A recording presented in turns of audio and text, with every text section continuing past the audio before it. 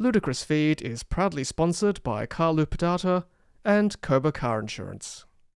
Hey everyone, I'm indoors today for a change because it's bucketing with rain outside, but here with me is the Subaru Solterra all-wheel drive EV, and you may be forgiven in thinking that surely Tom has already reviewed a car that looks very similar to this, and yes, you might be right, because this Subaru Solterra EV actually shares the same platform as the Toyota BZ4X, the other EV I reviewed a few weeks ago. And in many ways, this is a very similar vehicle, but in other ways too, it's not quite the same car, and I'll go through those differences very shortly. But let's do a quick walk around now of the Subaru Solterra EV all-wheel drive. As I said, same platform as the Toyota BZ4X, and the exterior styling is pretty much exactly the same, except for a few differences for the front between the two cars, which I'll go through when I come back round. Let's have a look at the charge port to start with. This is a CCS2 car, as all new EVs are in Australia these days, as they seem to be. Type 2 CCS2 component. And just note too that like the Toyota BZ4X, there is actually a DC charging limit. I think at the moment there is a 2 full charge cycle limit for the Subaru Solterra EV, as well as the Toyota BZ4X. So that's something to note when you are going for a road trip in these vehicles. Also, it's an 11 kilowatt AC charger, but there seems to be an issue at the moment with setting a max charge rate. A couple of nights ago I did try to charge to 90%, but when I woke up it was 100% charged. That seems to be a known error, so just keep that in mind. All this plastic around the wheel arch, when I saw this in the Toyota, I wasn't too impressed with, but now that I'm seeing this in a Subaru, that seems to make a bit more sense, to be honest, because Subaru have done very well with their marketing over the years. They come across as kind of the rugged, adventurous brand, and I kind of almost relate to that, even though I don't do that much off-roading. But that's why my first car was a Subaru, because I wanted to seem adventurous. So there you go, Subaru seems to have done this job with its marketing. And because of that plastic around the wheel arches, it gives it that sort of adventurous, rugged look. So it seems to work in this vehicle.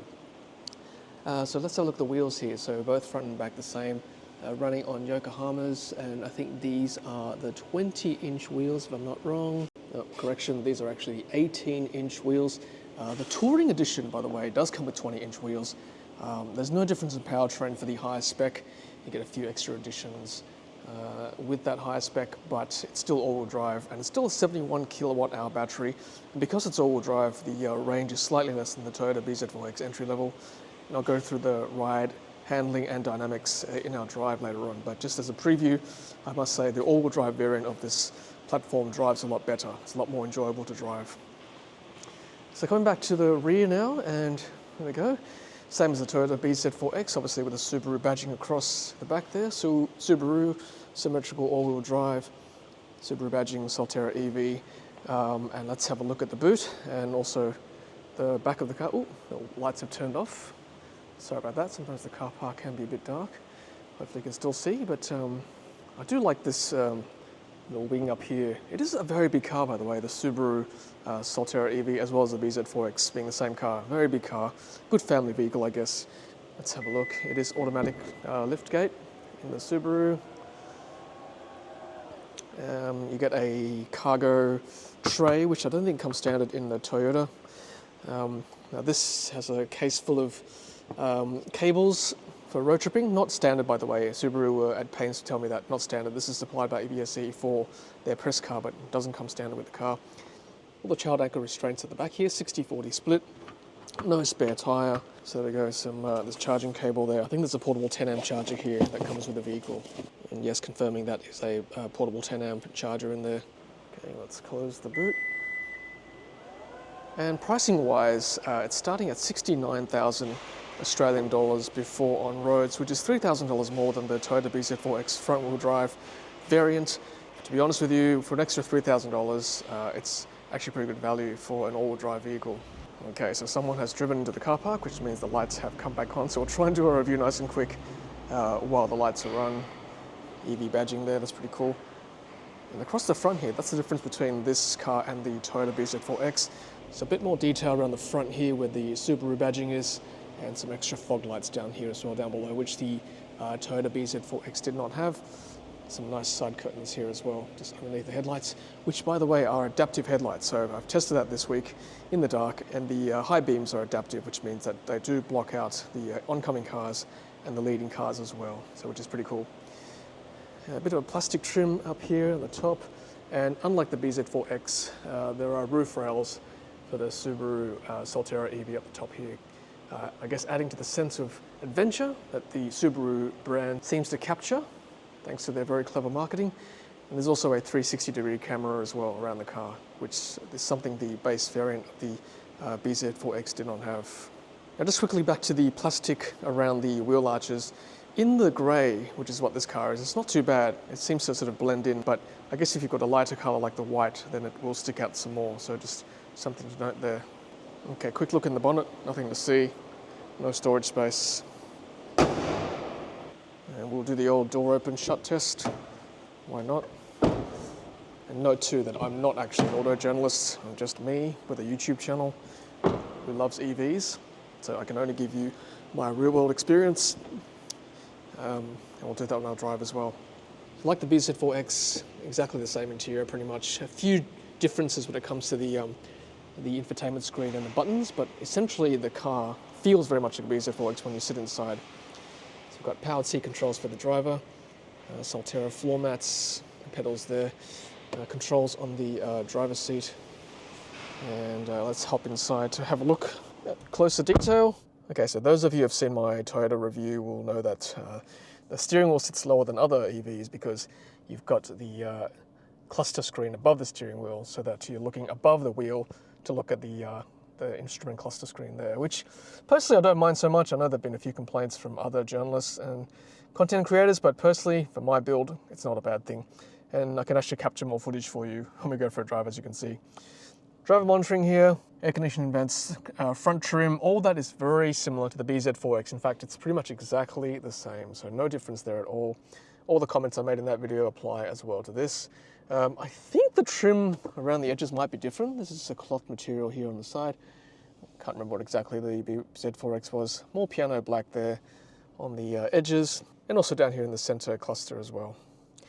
And yeah, the power button's there, and then same sort of storage. It's wireless Apple CarPlay, Android Auto. You can charge your device there too. Bit of storage there, drink holders, and then more storage under here. You can see, there we go. And this armrest can slide forward too, so that's a nice feature. And then a bit of storage down here too, with two USB-C ports down below for you and your passenger. There's no glove box, so the manual sits here like everything else you need to store.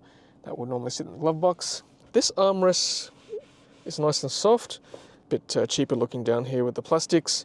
Up here, this feels a bit cheap as well, same as the BZ4X, and more cloth down here, so that sort of evens out a little bit. Now the seats is interesting because the BZ4X, there was this, I think it's probably vinyl or vegan leather up here on the top of the seat, but the fabric down here is the same as the BZ4X. No sunroof. I think the high spec, the Touring Edition, has got a sunroof, but not in the entry-level variant. And then up here, the usual controls here for the door lights and things. Now the rear view mirror is a digital mirror, which I have not actually used this week because I think my eyes probably need a check-up soon because it's been affecting my focal length. I just can't quite focus with the digital mirror, so I've just reverted to the old school analog mirror. Okay, let's check out the second row. So we're getting more storage down here, sleeve storage here. Now this part looks a little bit different in the Solterra.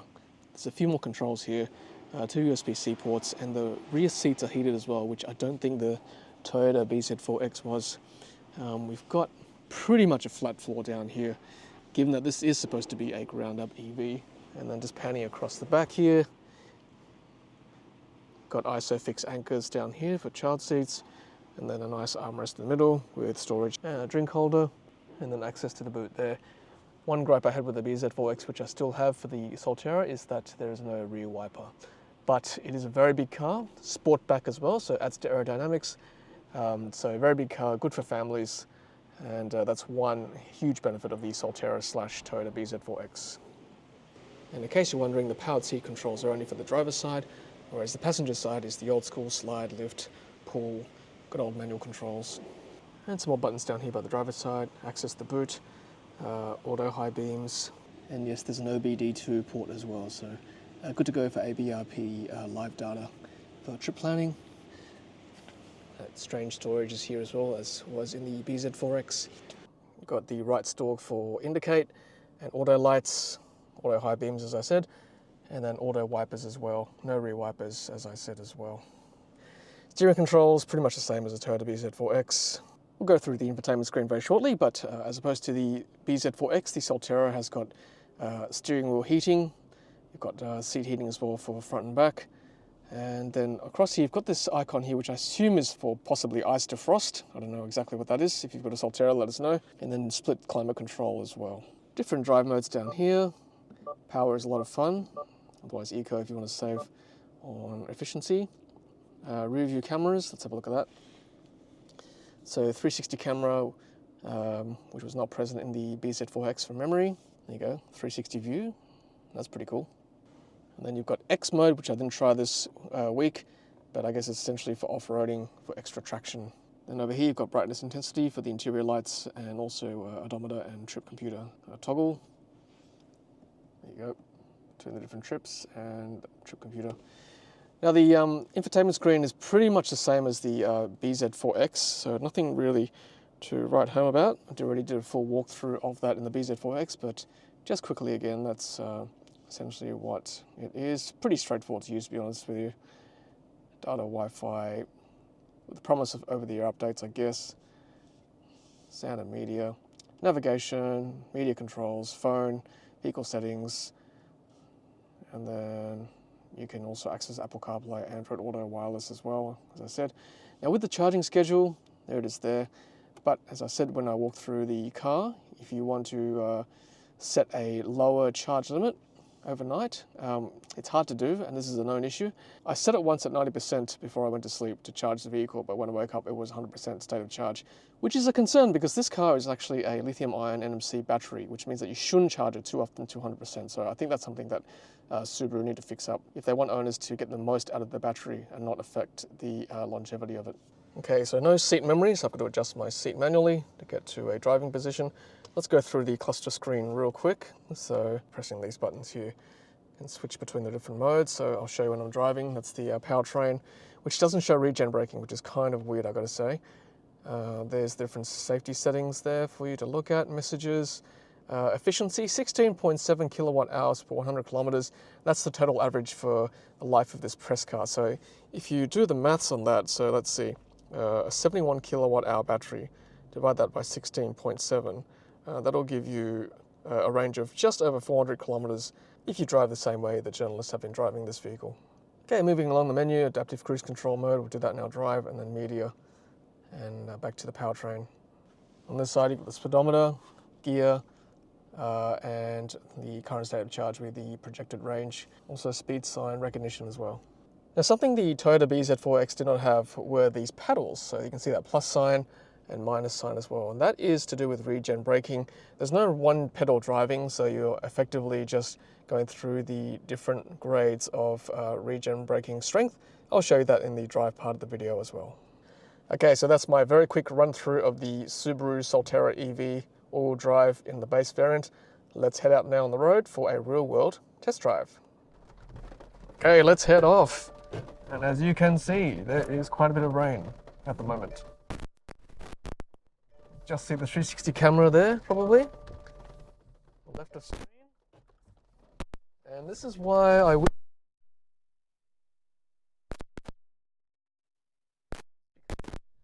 Yeah, I think visibility would be greatly improved if it was available. Never mind. I can still see. No worries. And yeah, it was actually Subaru. I'm happy to say. Yes, I bought into the whole Subaru sense of adventure that the marketing team did very well over the last few decades at Subaru. Because it was, you know, the Subaru I had, the Subaru Outback from 2011, great vehicle. Really, you know, quite versatile. You could pack anything in that that boot, and then if you put the seats down, I'm glad this car is nice and big as well from that perspective. The auto rain sensing wipers have worked really well this week too, I've got to say. Wow, look at that puddle. Just saying that it doesn't keep the regens. Gotta switch it back on every single time, which is quite annoying. I like to have it on the strongest regen. I don't mind that there's not one pedal, to be honest with you, but I do like the strong regen part of it. And these pedals here, as I was saying during the walkthrough, you can adjust the strength of the regen like that, right? It's almost the opposite. Like plus means less regen, and then minus is like full regen. So anyway, I would have thought that's kind of back to front, but that's that. And then the hold, you got to reset every time, the auto hold, so it doesn't remember it from drive to drive, unfortunately. Yeah, so back to the DC charging limit. It's a bit of conjecture. That's been fixed in a software update, so I haven't had to go for a long drive or to DC charger this week. I've just been quite busy. But if you're a Solterra or a BZ4X owner in Australia, or even around the world for that matter, if you're watching this, let us know whether that limit has been lifted. I've read some forums which say that it's now 3.8 cycles rather than 2 cycles, so 3.8 is probably better for a road trip, right? You're probably going to charge 3 to 4 times full cycle on a road trip, I would think, before you get bored of driving. But 2 cycles is probably a bit much, right? And this is a hard, well, when I say hard, I mean it's a software lock. So after two full cycles of 0 to 100%, whether that be across a few charges, but if you've reached basically 200% of the battery in charge, then the car won't allow you to charge at its rate anymore, which is supposed to be 150 kilowatts. So you get throttled back to, I've heard, as low as 10 kilowatts, which is quite bad. I know they do it for battery protection. Guys, like most people don't DC charge every single day. So I think that's a bit of an odd measure. Not even Tesla do that for their NMC batteries. So I think Subaru Toyota, if you're watching this, please consider lifting that lock. It's kind of weird. No other EV company does that, I don't think. And it's really quite a turn-off if you're going to use this for road tripping. So, but I like the fact that it's AC charging of 11 kilowatts. That's good, for 3-phase anyway. Okay, watch me turn out in the wet. It's all-wheel drive. I'm not going super fast, but a little bit of slipping. But honestly, if that had been the Toyota BZ4X, it would have been nuts. It would have been so much slipping. It's not funny. Yeah, obviously, you don't want to drive too quickly around a curve in a SUV with a high center of gravity. Of course, there is a risk of injury if you do that. All right, so we're going to return this car back to its home. Had a lot of fun driving it this week. Come to love it, I think, the platform. The interior probably could do with a spruce up for the next version. It just feels a little bit budget for a vehicle that's on the road $70,000, to be honest with you. So you kind of expect better quality, but I guess the drive quality is not too bad otherwise, particularly in the all-wheel drive version. You're seeing it in action today in the rain. I like the little, haptic style buttons here. Infotainment system's easy enough to use. Wireless Apple CarPlay is fantastic. Heated seats front and back. Heated steering wheel's been nice. It's been a bit cool this week in Sydney in June 2024. So that's been appreciated. And the sound system is, so-so. Same as the Toyota, basically, entry level. I think the Touring Edition gets an upgraded sound system. Whether it's worth the extra money for it, that's another question. But I think, honestly, between the two cars, if I really had to choose, between this car, the Solterra, and the BZ4X, for an extra $3,000, I would take the all-wheel drive, gotta say. A few of the other extra features as well, when it comes to the climate control and heated seats and stuff, and 360 camera. So I would probably be happy to pay an extra $3,000 before on roads for the Solterra over the BZ4X, just saying. All right, let's switch over to this side. This is always a bit hectic, driving on the Warringah Expressway on the Sydney Harbour Bridge approach. Doesn't get any worse than this, right? road work, Sydney traffic, what else? Raining, impaired vision with the rain. Crazy times. And this road particularly, it's just nuts. So if you're ever driving around here, just take care. Don't go too fast with all the road work. All right, so we're on the bridge, well, very close to. Let's put on cruise control. Okay, then you can, so it's read the 40 unfortunately, which is not right, but let's see when it reads the 70 again, whether I can match the speed limit. Let's see. Should read the 70 now, again.